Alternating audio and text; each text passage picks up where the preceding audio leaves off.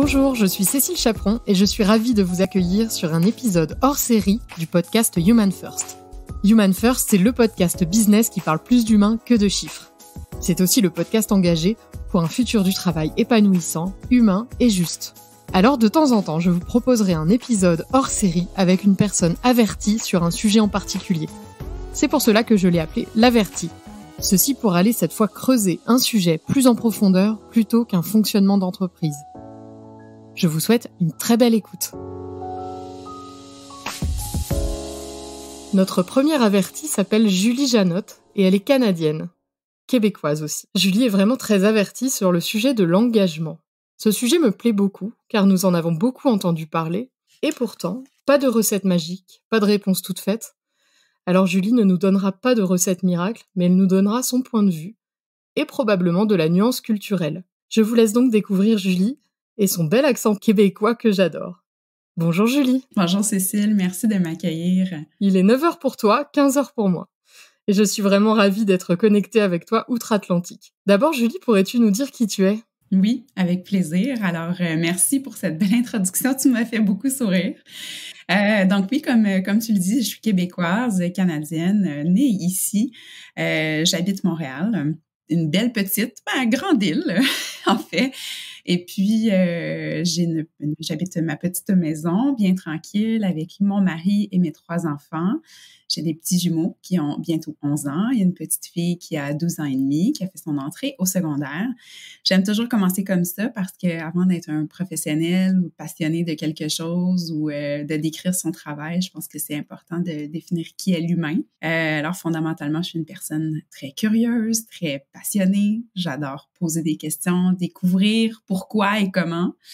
Alors, ça a hautement influencé mes choix professionnels, disons. Et du coup, professionnellement, quel a été ton parcours et où en es-tu aujourd'hui? Bon, alors j'ai fait mes études en administration et puis rapidement, j'ai compris que la comptabilité, la finance et tout ça, c'était pas pour moi. Ça prenait quelque chose qui me permettait d'interagir avec l'humain, qui a toujours été un sujet de passion pour moi, étant une personne hautement émotive et comme je le disais tout à l'heure, curieuse.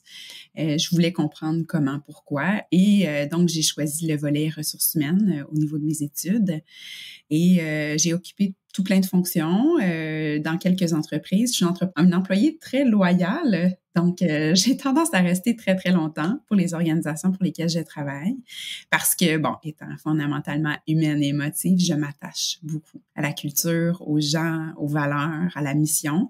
Et donc, j'ai occupé divers rôles en gestion des ressources humaines, donc conseillère, directrice d'une équipe, j'ai monté mon équipe et tout ça, toujours dans le volet service, en fait, là où les salariés, les employés sont ma clientèle. Et à travers tout ça, j'ai découvert une science qui est la science de l'engagement. Alors, j'ai beaucoup lu et j'ai découvert différents produits qui s'étaient installés dans cet espace-là autour des années 2015-2016. Et c'est ce qui m'a attirée de la fonction des ressources humaines pour m'amener à travailler pour un produit dans une organisation au sein de laquelle je suis toujours depuis 6 ans. Cette organisation s'appelle G-Soft. C'est une boîte techno à Montréal qui fabrique différents produits, qui fait différents produits. Le produit sur lequel moi, j'applique ma passion et mon expérience, c'est Office Vibe, qui est un outil de mesure de l'engagement. Alors, dans ma découverte de cette science-là, j'ai découvert, comme je le disais, différents produits qui étaient dans ce milieu-là. Puis, de fil en aiguille, en fait, un intérêt pour le produit s'est transformé en un emploi. Je suis vraiment tombée en amour avec la mission de l'organisation, l'équipe, l'entreprise, ses valeurs. Et donc, je les ai rejoints. Aujourd'hui, je travaille au sein d'une équipe produit. Donc, vraiment, je suis dans l'équipe qui construit le produit. J'y contribue de façon quotidienne. Et j'ai aussi la chance d'être notre ambassadrice, dans le fond. Donc, lorsqu'il y a des événements comme ceux-ci, les podcasts, des présentations, des conférences, mais c'est moi qu'on envoie parler avec passion et cœur de l'impact qu'on espère avoir sur la société, sur les gens au travail. Voilà un petit peu mon petit bout de chemin. Une passion pour les RH qui s'est transformée puis a fait un zoom vraiment sur l'engagement des gens, leur performance au travail, les différents motivateurs, c'est vraiment ce qui me passionne. Alors justement, toi qui t'es spécialisée sur ce sujet, quels sont pour toi les grands leviers de l'engagement en entreprise? Il y en a plusieurs. Nous, chez Office Vibe, la façon dont on a fait parler un peu la science, c'est avec une série de 10 indicateurs. Ça va dépendre là, d'un produit à l'autre, mais essentiellement, la science est pas mal la même puis revient toujours au même grand levier. Alors évidemment, les relations sont un levier extrêmement important. Par relation, j'entends la relation qu'on a avec notre gestionnaire, notre chef. Évidemment, tant de notre expérience employée, nos moments quotidiens sont vécus à travers ce gestionnaire-là qui un peu représente l'entreprise à nos yeux, devient ce véhicule-là de la culture puis des valeurs. Puis l'autre volet très important, c'est la relation qu'on a avec nos pairs, nos collègues, les gens avec qui on travaille, on partage notre quotidien, avec qui on réalise nos projets. Donc, les relations, c'est la première chose, je pense, qui a un énorme impact parce que quand ces deux relations-là sont souffrantes, souvent, ça se répercute sur le reste. Les autres leviers, par exemple, le feedback, la reconnaissance, bien, si on y pense, elle est livrée souvent, elle nous est partagée, ce feedback-là, cette reconnaissance-là par nos pairs ou notre gestionnaire. Alors, ça, c'est deux leviers très importants. Ensuite, la satisfaction par rapport à notre environnement de travail, les conditions d'emploi, la façon dont nous sommes rémunérés, dont notre performance au travail est évaluée. La satisfaction, le bonheur, évidemment, l'équilibre travail-famille, notre bien-être aussi. Le sentiment d'appartenance. Donc, je pense que j'ai nommé beaucoup des éléments principaux. Relations, feedback, reconnaissance, satisfaction, bien-être. Ouais, ça tournerait pas mal autour de ça. Je peux rentrer dans les spécifiques si tu veux, mais j'imagine que c'est là que la conversation va nous amener. Mais justement, parce qu'on peut avoir... il y a eu une époque, on a pu avoir tendance à imaginer que l'engagement était surtout lié à la rémunération. Tout à fait. Au lieu de travail sur lequel on était, etc. Et du coup, pour toi, c'est lesquels les plus importants? Je pense que le feedback est quelque chose d'extrêmement important. On peut rentrer la critique constructive et la reconnaissance, là, qui est une appréciation positive. Je pense pour moi que c'est un élément extrêmement central parce que c'en est un qui vient lié à la croissance personnelle, qui est un levier dont j'ai pas mentionné tout à l'heure. Mais justement, ce sentiment-là de progresser dans son rôle, mais non seulement de progresser à la base, c'est d'être dans un rôle qui nous permet d'exploiter nos forces. Bref, est-ce qu'on a un emploi qui nous permet de mettre à contribution les éléments qui font de nous une personne motivée et performante? Donc, il y a un auteur que j'aime beaucoup qui est Daniel Pink, qui a décortiqué la croissance personnelle, en anglais on dit personal growth, en 3 grandes catégories qui est l'autonomie, la maîtrise et la raison d'être de son rôle. En anglais on dit autonomy, mastery and purpose. Et puis, ça vient un peu illustrer ce que je disais il y a un petit instant. C'est est-ce qu'on a l'autonomie dans notre travail? C'est-à-dire, on comprend la grande vision, mais on nous laisse la liberté de décider comment on va y arriver. C'est un peu comme si je te disais, pars de Paris et viens à Montréal, prends le chemin que tu veux, ça t'appartient tant que tu arrives à destination pour, je sais pas, jeudi prochain. Mais ce sentiment-là de savoir que tu comprends l'objectif, tu comprends ce qui est attendu de toi, mais on te donne l'autonomie d'y arriver comme bon te semble, en utilisant les forces qui sont les tiennes. Ensuite, au niveau de la maîtrise, qui est la deuxième composante de la croissance personnelle, est-ce que je sens justement, comme je disais tantôt, que je peux mettre mes forces à profit? Est-ce que mon rôle me permet d'être la meilleure version de moi-même puis amener cette meilleure version de moi-même là au travail? Est-ce que je continue de développer ces forces-là? Est-ce que j'en apprends des nouvelles?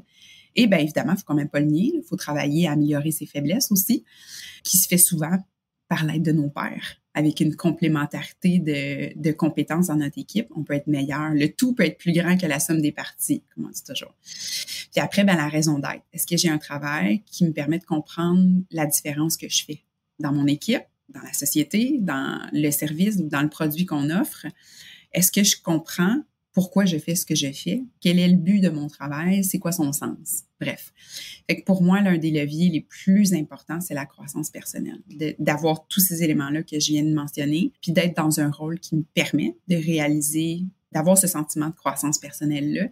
Puis est-ce que je comprends aussi quelle est la suite? Une fois que je serai devenue un averti, pour pas dire un expert dans mon rôle, une fois que j'aurai maîtrisé ces fonctions-là, quelles sont les opportunités après? Puis c'est l'une des raisons c'est la raison la plus fréquemment citée quand on demande, tout sondage confondu, pourquoi tu quittes ton emploi, c'est je voyais pas la suite, je voyais pas les possibilités d'avancement, de développement, d'épanouissement dans mon rôle.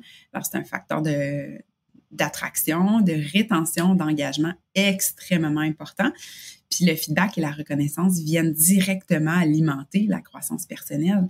Si nos collègues nous disent pas « Wow, tu as été génial, voici ce que je veux que tu continues à faire, puis tu pourrais développer ce point-là encore davantage », ou simplement dire « Wow, beau travail, je suis épatée par la valeur que tu as livrée aujourd'hui », ça c'est de la reconnaissance pure qui nous fait prendre conscience des fois de forces qu'on réalise pas. Puis quand on sait qu'on les a, mais ça fait tellement du bien. C'est des éléments qui viennent nourrir notre feu intérieur, notre motivation de façon très concrète, là. Ouais. Est-ce qu'il y a d'autres choses, que tu mets derrière la reconnaissance? En plus du quotidien, de ce que je peux dire, «Waouh, c'était super ce que tu as fait». Moi, personnellement, c'est un levier qui me motive vraiment beaucoup. Si j'ai pas de reconnaissance, je suis profondément malheureuse. Puis pendant longtemps, j'en ai pas eu. Je trouvais ça très difficile. On n'avait simplement pas les mécanismes formels pour le faire, ni les outils pour le faire. Depuis qu'on a développé une fonctionnalité bien précise dans Office Vibe qui s'appelle Bonnes Vibes, c'est littéralement ça. On a trouvé une façon d'entrer dans le quotidien des gens pour leur rappeler, juste flexer le muscle de dire « As-tu pensé? Y a-tu quelqu'un qui a fait quelque chose d'exceptionnel cette semaine? » Mais au-delà, comme tu dis, je trouve ta question très, très pertinente. Au-delà de souligner « Wow, c'était génial, bravo pour tel accomplissement », la reconnaissance fait un lien pour moi avec un besoin fondamentalement humain que je pense tout le monde a, certes à différents degrés, mais tout le monde a. C'est le besoin d'être vu, entendu et valorisé pour qui on est. Puis ça peut être de l'appréciation. Donc, je t'apprécie, Cécile, pour les traits de personnalité que tu as, pour la gentillesse dont tu fais preuve ou la bienveillance que tu amènes avec toi au travail. Ça, c'est de l'appréciation. Pour moi, de la reconnaissance, c'est peut-être plus sur les accomplissements, la réalisation de projets, le dépassement de soi. Mais tout ça revient à un besoin fondamentalement humain, c'est d'être vu et valorisé par les autres qui sont autour de nous. Puis ça, c'est de la motivation intrinsèque, là. Ça alimente cette motivation intrinsèque de continuer à être nous et vouloir être le meilleur nous possible. En fait, je voulais faire le distinguo entre feedback et reconnaissance. Oui, absolument. Parce que tu vois, pour moi, c'est un peu flou entre quand je te dis quelque chose que tu as fait de bien, moi, je mets plutôt le feedback derrière ça. Et du coup, est-ce que toi, tu différencies ça? Ouais, je pense que de prendre un moment pour dire voici ce que tu fais de bien, voici ce que tu as apporté, voici une chose différente que tu as fait. Pour moi, ça rentre dans la coquille de feedback. J'avoue que je tends plus vers toi. Pour moi, la reconnaissance, c'est fondamentalement positif. Mais en anglais, on dit it's two sides of the same coin. C'est deux côtés d'une même pièce de monnaie. Dans le fond, ça revient un peu à la même chose. Mais oui, absolument, je pense que le parallèle peut être tout à fait fait avec le feedback et ce feedback-là peut être positif ou plus critique en disant « il y a eu absence de tel truc, j'aimerais te voir la prochaine fois faire ceci ou faire cela ». C'est plus clairement un feedback constructif. Peut-être que la reconnaissance est plus large aussi. C'est-à-dire que, par exemple, quand je te fais évoluer à un poste plus haut ou je te donne la responsabilité d'un projet, tout ça, ça peut être de la reconnaissance. C'est une forme de reconnaissance. C'est ça, la reconnaissance peut être monétaire, peut être appréciative en termes de personnalité. C'est très non monétaire, donc intangible, mais elle peut se traduire, comme tu dis, par une augmentation des responsabilités, par un nouveau poste dans l'organisation, par n'importe quelle autre marque d'attention. Versus, le feedback, pour moi, il est lié plus au développement de l'individu, que ce soit de souligner une de ses forces ou de l'aider à développer un des éléments qui est moins une force. Pour moi, il est plus développemental. La reconnaissance, c'est davantage... je pense que le mot, il dit bien, c'est reconnaître ce que quelqu'un est ou accomplit. Il semble qu'au Canada et aux États-Unis, vous connaissez aussi le phénomène de grande démission. Alors justement, en tant qu'experte de l'engagement, comment est-ce que tu expliques cela? J'ai trouvé ça tellement intéressant que j'en ai fait un projet de recherche. J'ai consacré les 2 derniers mois de l'année 2021 à un grand projet de recherche. J'ai fait une revue de la littérature parce que je voulais comprendre quels avaient été les impacts justement de cette transition-là au travail distribué, remote, appelons-le comme on veut, là. Cette grande transformation-là qu'on a vécue en raison de la pandémie qui a amené des millions de personnes à changer de lieu, mais aussi de relation avec le travail, si soudainement. Donc, je me suis assise à travers plusieurs entretiens avec des salariés et des gestionnaires et des professionnels du milieu des RH, des gestionnaires d'entreprise, pour comprendre vraiment personnellement comment les changements les avaient affectés. Puis, j'essayais de comprendre comment la relation employeur-employé avait évolué à travers cette transition-là, puis comment notre rapport au travail avait évolué. Et ce que j'ai compris, puis là, c'est rien d'innovateur, là, plein de gens sont arrivés aux mêmes conclusions dans ma revue de la littérature, c'est on a pris le temps de réexaminer la place que le travail occupait dans nos vies. Et beaucoup se sont rendus compte que cette place-là était disproportionnée par rapport aux loisirs, par rapport à la famille, par rapport au temps qu'on dédiait à nos passions.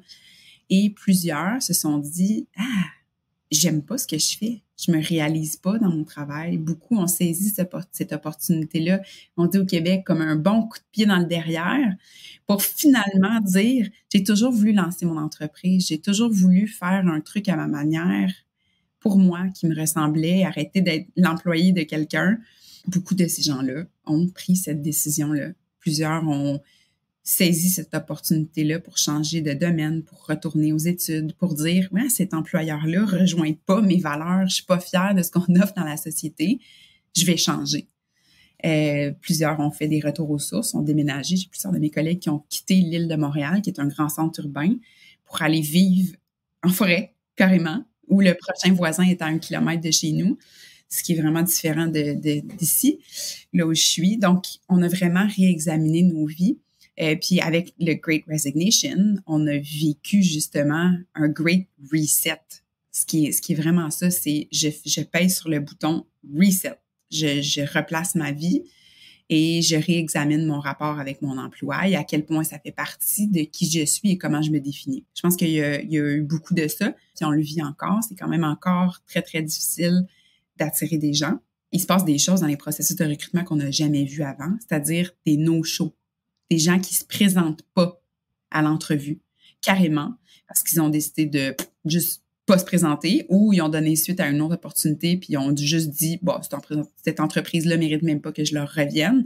C'est quand même assez incroyable. Mais oui, il manque beaucoup de candidats. Puis là, ben, de ce fait, c'est devenu hyper important d'être capable de retenir les talents qu'on a actuellement.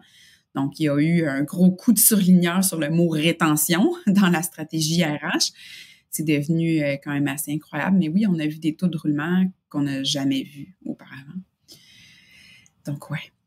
Est-ce que dans tes recherches, tu as trouvé des différences culturelles? Est-ce que la grande démission, on l'observe de la même façon aux États-Unis, au Canada ou en France? Je ne sais pas si tu t'es intéressée à ça.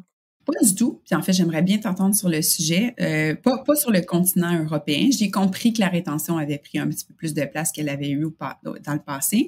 Je peux parler du point de vue américain et canadien. Ça a été un peu moins pire au Canada. De mes observations, je peux parler peut-être plus spécifiquement au Québec. Les entreprises sont à vocation très sociale. La diversité, l'équité, l'inclusion sont des sujets d'actualité depuis longtemps. On commence à en parler beaucoup, beaucoup. C'est le thème de l'heure aux États-Unis.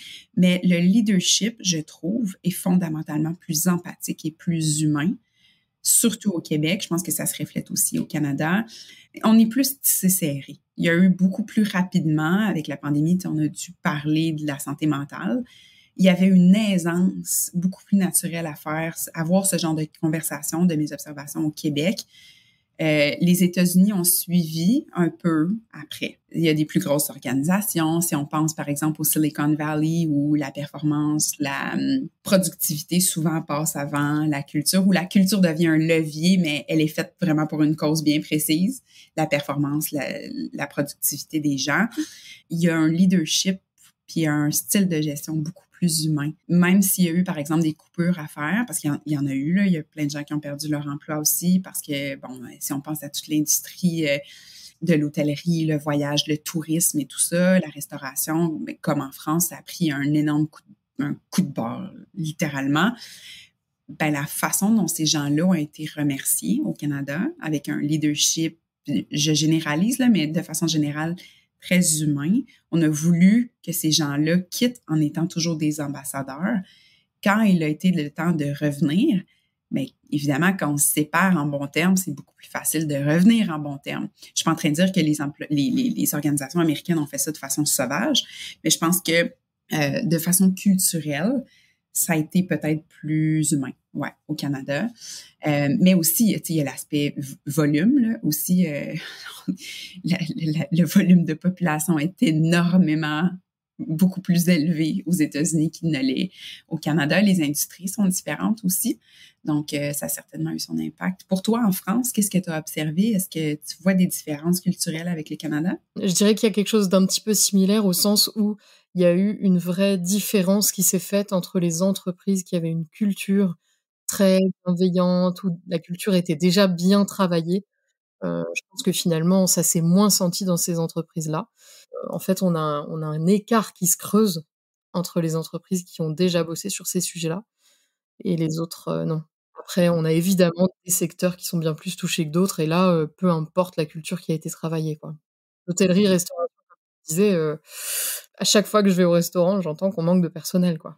Oui, à 100%. Puis même nous, des fois, il y a des affiches sur les portes des commerces qui dit, tu sais, qui prévient dans le fond les clients. On n'est pas beaucoup, il manque de gens, soyez soyez indulgents.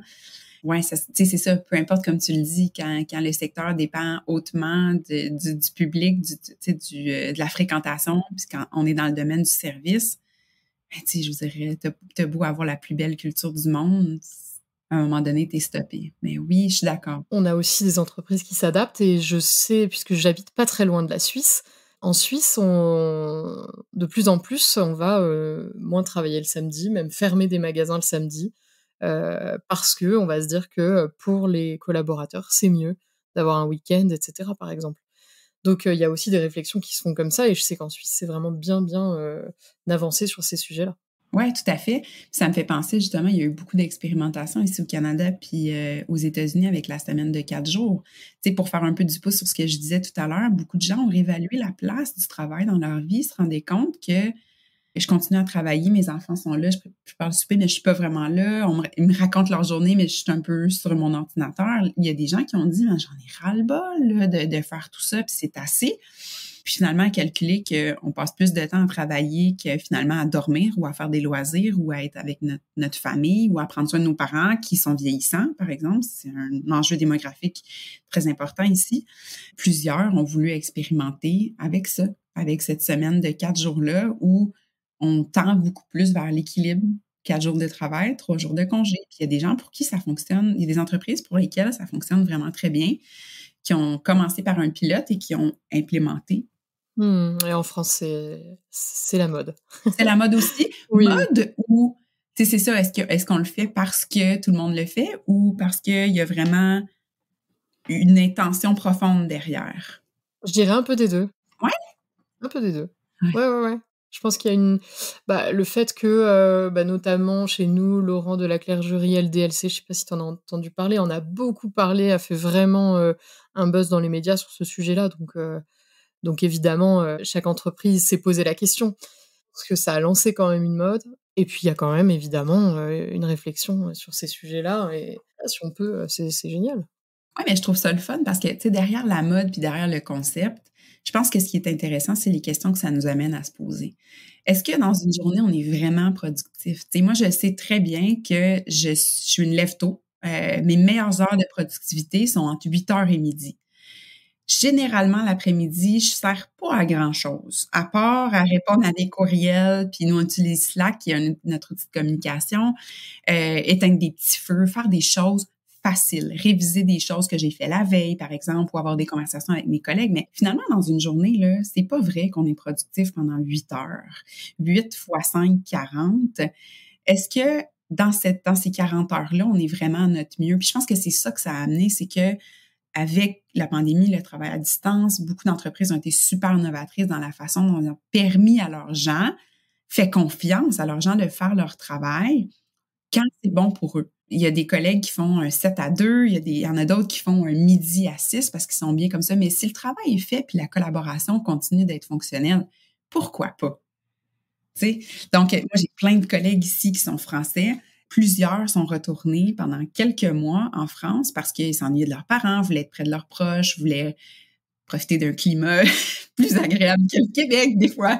Et donc, mais c'est parfait. On a convenu de façon d'aligner un peu nos horaires, mais on a aussi réexaminé nos heures de productivité et nos meetings. tout est devenu un meeting Zoom pendant la pandémie. C'était ridicule. Je parlais avec des gestionnaires qui me disaient, sur une journée de 9 heures, j'ai littéralement 30 minutes à moi pour prendre une pause bio puis aller manger, tout simplement. Je suis tout le temps devant mon ordi. Puis de là est née l'expression, à la fin de la journée, I'm all zoomed out. J'ai tellement passé de temps sur Zoom, j'en peux plus. Puis on a fait cet exercice-là à vraiment examiner quelles sont nos rencontres. Est-ce qu'on a vraiment besoin d'une rencontre d'1 heure pour ça? Ou on pourrait faire une partie dans un board Miro qui nous permet de collaborer, puis finalement, on a besoin de 10 minutes pour s'aligner, pour débattre, puis prendre une décision. C'est donc, ça, moi, j'ai trouvé ça vraiment intéressant comme processus de questionnement. Ouais, ça a remis vraiment à plat les processus de réunion, je suis d'accord. On a passé beaucoup de temps avec les micros et les caméras éteintes à même pas écouter ce qui se passait, en fait. Oui. Et ça, c'est incroyable.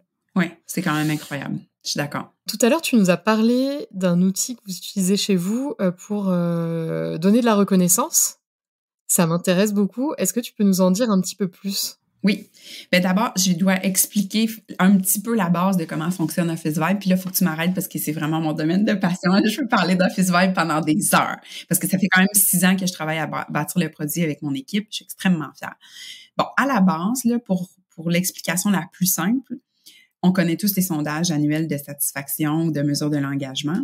Office Vibe est l'antipode du sondage annuel. Bref, ce qu'on fait, c'est qu'on prend une prise de pouls en continu. Fait qu'au lieu, par exemple, de poser 300 questions une fois par année et donner un rapport, on pose 5 questions par semaine. Et les leviers d'engagement sont les leviers classiques dont j'ai parlé tout à l'heure, tout à fait alignés avec la science et la littérature. Feedback, reconnaissance, relation avec le gestionnaire, satisfaction, croissance personnelle, tous ces leviers-là. On a une série de 10 leviers qu'on mesure. Et ces leviers-là, ben, on les mesure, en fait, on les comprend en posant des questions reliées à chacun de ces 10 leviers-là. Donc, à chaque semaine, Office Vibe envoie un petit sondage, un court sondage qui prend à peu près 1 minute à remplir, 2 minutes si on décide de donner un commentaire qualitatif, parce qu'on propose aussi d'élaborer sur des réponses, là. C'est bien beau de dire... je suis satisfait de la fréquence de mes communications avec mes pairs à 8 sur 10, OK, ou 3 sur 10, mais c'est quoi le problème finalement? Fait que, bon, je sors de cette étape-là. 5 questions reliées à ces leviers-là. Donc, on te demande quel est ton niveau de stress cette semaine? Est-ce que tu comprends la raison d'être derrière ton rôle? Est-ce que tes objectifs personnels sont alignés avec ceux de ton équipe? Bref, toutes ces questions-là, ensuite, sont agrégées pour donner un score d'engagement qui nous permet d'avoir le portrait de notre engagement à travers nos équipes, nos gens, notre entreprise. Et donc, Bonne Vibes, qui est notre outil de reconnaissance dont je te parlais tout à l'heure, est né de nos études par rapport à liées à la pandémie dont je te parlais tout à l'heure, ces fameuses entrevues-là que j'ai fait avec les gestionnaires et les collaborateurs. On a compris que la transition vers le travail distribué ou le travail à distance a rendu tellement de choses invisibles. Ça a rendu nos émotions invisibles. Tu le disais tantôt, combien d'heures on a passé avec les micros fermés puis les caméras fermées. C'était très difficile pour moi de savoir que ça va vraiment pas bien puis que tu es au bord d'un burn-out puis que tu pleures si je le vois pas derrière ton écran. Et donc, ça a rendu nos émotions invisibles, ça a rendu beaucoup de notre travail invisible, de nos capacités, nos forces invisibles. Bref, il y a des gens qui m'ont dit, mon gestionnaire entend parler de moi ou j'entends parler de lui seulement quand ça va mal. J'entends pas parler de lui quand ça va bien. Puis tellement de choses vont se passer dans des petites réunions, des petites discussions ici et là. Comme on se voit plus au bureau, on voit plus ces collaborations-là, on voit plus les efforts qui ont été déployés pour arriver à livrer un projet ou à atteindre un objectif. Fait que de ça, on a senti un fort besoin autour de la reconnaissance, puis on s'est rendu compte que les gens étaient vraiment pas bons à se reconnaître. Puis c'est vrai. Combien de fois, genre, notre conjoint passe devant nous, on trouve ça beau, comment ils sont habillés ou comment ils se sont coiffés ou un sourire qu'ils ont fait. C'est banal, là, c'est super superficiel ce que je dis, mais on le pense, mais on le dit pas. On prend pas le moment de le dire. Et donc, on s'est attaché à cette réalité-là où ce que les gens voulaient, c'est augmenter la fréquence de la reconnaissance, puis on voulait avoir une reconnaissance authentique de qualité. Alors, je t'expliquais pourquoi le sondage.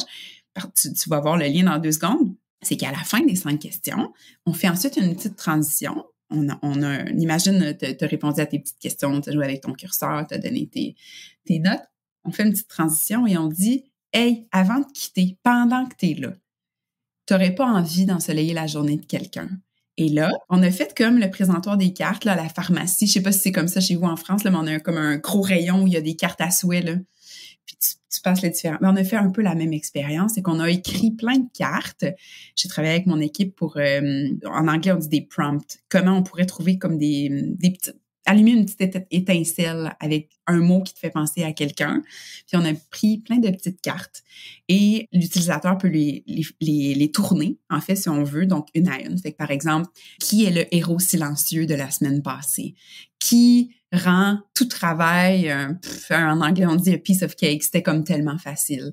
Qui a ensoleillé ta journée juste par sa présence? Puis on en a d'autres aussi qui sont plus comme qui est pour toi un exemple d'un bon leader, qui trouve un bel équilibre entre ses besoins personnels puis les besoins de l'équipe.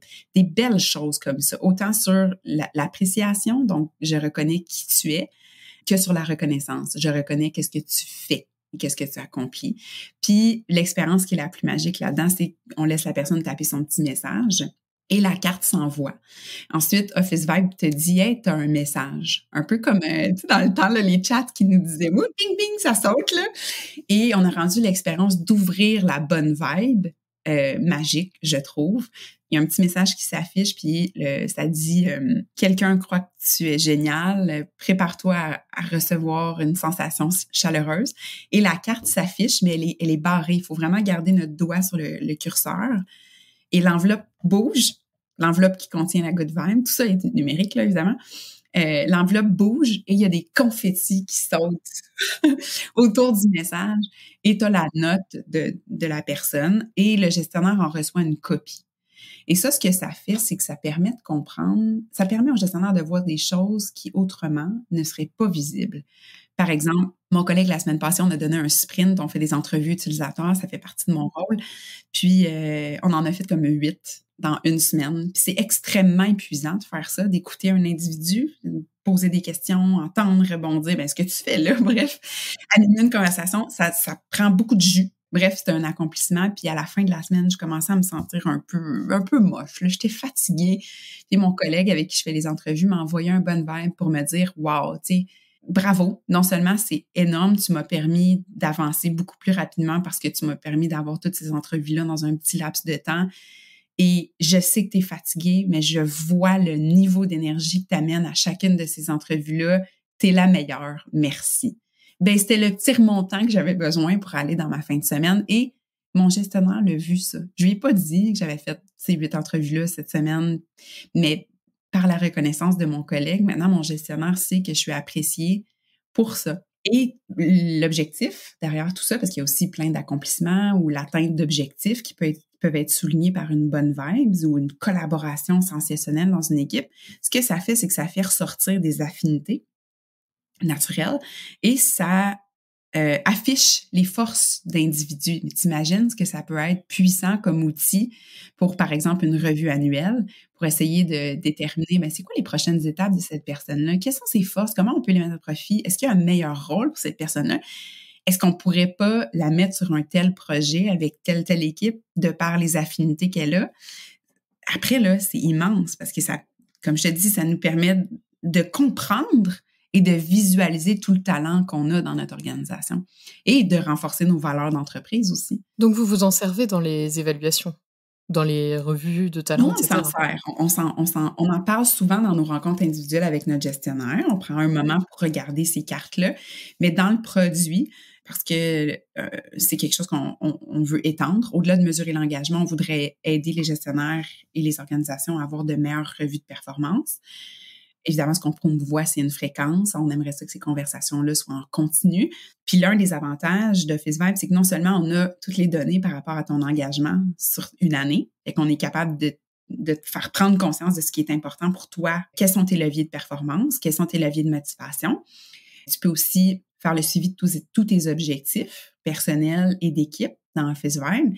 Mais t'imagines si toutes ces reconnaissances-là, ces bonnes vibes-là, te sont remontées à la surface, que tu puisses prendre conscience de ce que te rappeler aussi, si la revue est annuelle, hein, on sait tous qu'on se souvient de ce qui s'est passé dans les deux derniers mois, puis c'est à peu près tout. Si on est capable de saisir cette opportunité-là, de te ramener, de remonter à la surface en continu toutes ces bonnes vibes-là, si on développe la même chose, par exemple, pour le feedback constructif, si on saisit toutes les opportunités, chaque fois que tu fais une présentation ou tu accomplis quelque chose, tu as une collaboration avec des gens avec qui tu collabores moins souvent pour aller chercher leur feedback, bien, toute l'information est là. Puis elle est pertinente à tout ce qui s'est passé pendant l'année. Donc, on vient de sauver énormément de temps à l'écrire, puis on vient d'éliminer plein de billets qui sont là dans la revue annuelle. Fait que oui, c'est l'objectif de s'en servir au bout de l'année. Puis, on a créé aussi, il y a les cartes bonnes vibes par défaut, mais une entreprise peut aussi décider de créer des cartes qui sont spécifiques à sa culture. Par exemple, s'il y a des petites blagues à l'interne ou des choses particulières, mais surtout, elles sont utilisées pour faire vivre les valeurs organisationnelles. Donc, si l'une de nos valeurs, c'est le respect, je prends n'importe quoi, là, on pourrait avoir une carte qui pose des questions et qui fait remonter à la surface des gens qui ont vraiment mis en application dans le quotidien ces valeurs-là. Après, ça devient super facile de voir avec l'utilisation des cartes, on reconnaît tout le temps nos gens pour la démonstration de cette valeur-là. Mais t'imagines, il y en a une qui n'est jamais reconnue. Ben, il est où le bobo, finalement? Est-ce que c'est parce que cette valeur-là est plus importante? Est-ce parce qu'elle est plus pertinente dans l'organisation? Elle n'est pas vécue? Les gens ne la comprennent pas? Ou peut-être qu'elle fait juste pas partie de notre ADN comme groupe. Donc, c'est une belle façon de les revisiter. Puis d'identifier nos champions, hein?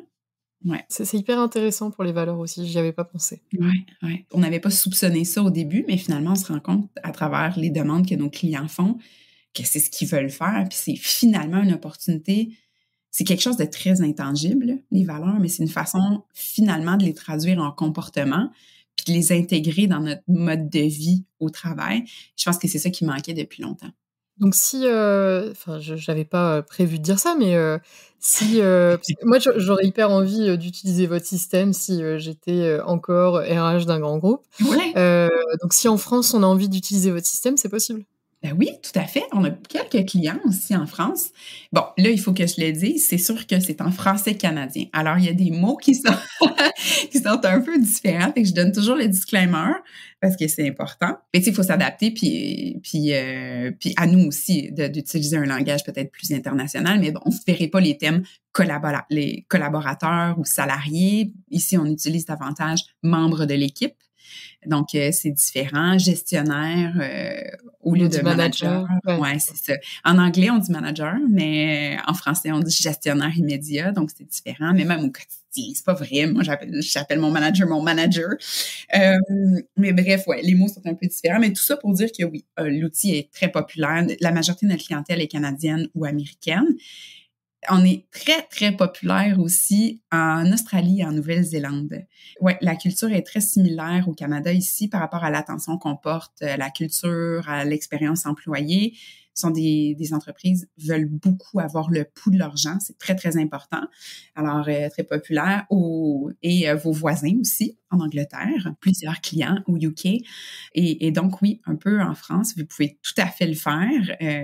La plateforme est disponible en anglais, en français, en espagnol, en portugais brésilien et en allemand aussi. Alors, c'est tout à fait possible, juste à vous rendre sur le site web officevibe.com, puis vous pouvez essayer l'outil gratuitement si vous le voulez et après acheter pour l'entreprise si vous le souhaitez aussi. Mais ça vaut la peine, je pense que ça vaut un essai.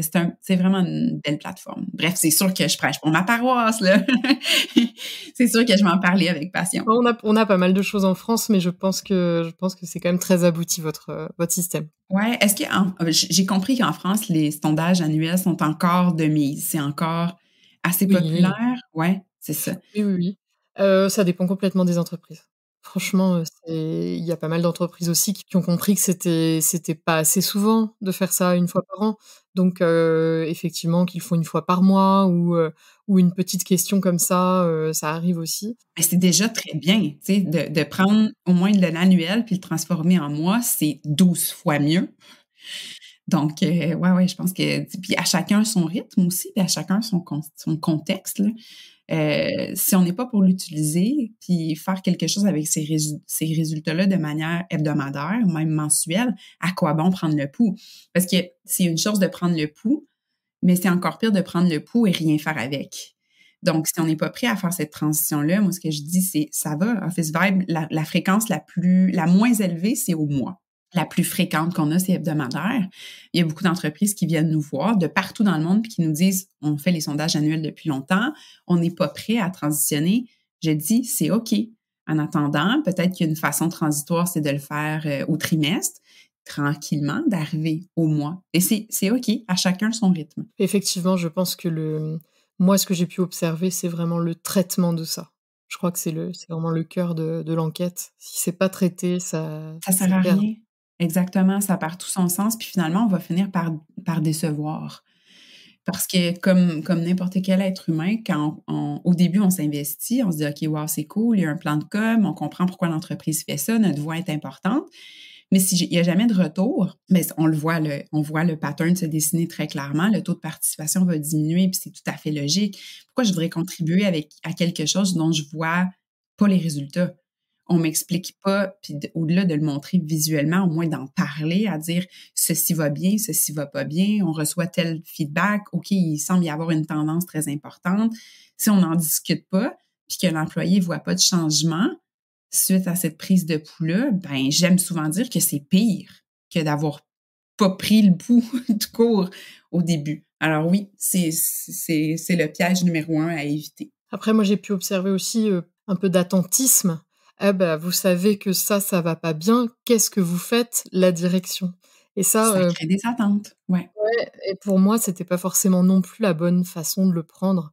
Et donc, faire participer l'ensemble des collaborateurs à l'amélioration du climat social, etc., c'est aussi vachement bien parce que sinon, on crée aussi des choses hiérarchiques que moi, j'aime moins. Ouais, puis on dit souvent, ça part d'en haut. Hein. Quand le chef de l'entreprise, le président, le directeur général n'y croit pas, ça sert à rien parce que ça doit partir de là. Cette importance-là de la culture, mais aussi de la voix, l'opinion des employés doit partir du haut.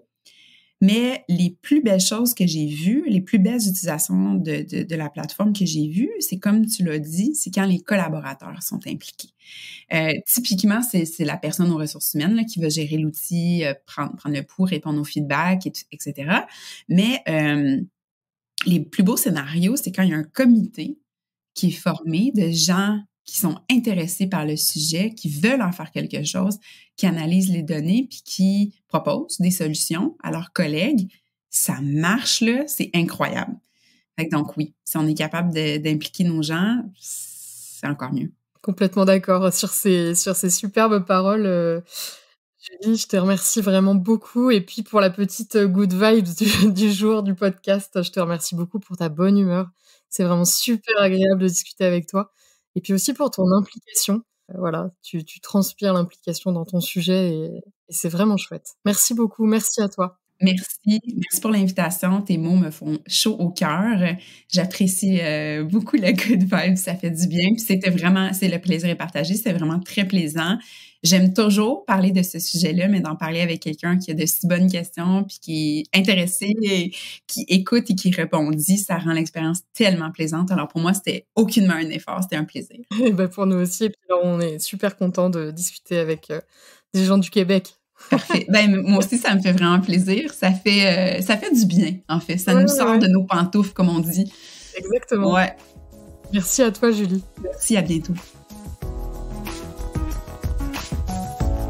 J'espère que vous avez aimé cet épisode autant que moi. Si vous connaissez quelqu'un qui aurait beaucoup de choses à dire sur le sujet, je serais très intéressée de le savoir. Alors partagez-nous son nom en commentaire. Pour nous soutenir, n'hésitez pas à partager cet épisode et à vous abonner à notre chaîne pour ne pas manquer les prochains. Et si l'envie de nous mettre plein d'étoiles et un commentaire vous prenez, n'hésitez surtout pas. À bientôt!